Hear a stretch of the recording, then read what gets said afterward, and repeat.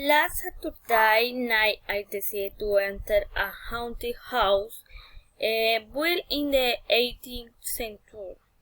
Since I saw the house, I felt a chill to my body. I decided to go into the house and we start with the part of the living room. Until there it was going well.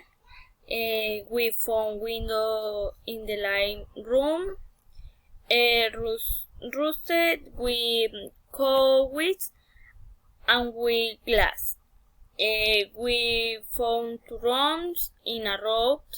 We decided to enter the main one where I was found empty. There was a lamp from those jars where they were chimbled and with some each to take off and causing a lot of fear.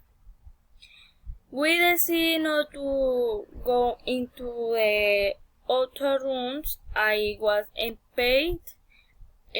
After the change was continued, permanent their roots with pots. The counter and the floor full of chimbled pot. When we decided to end down to look under the counter. The door to the main room rang, and we felt that someone had left.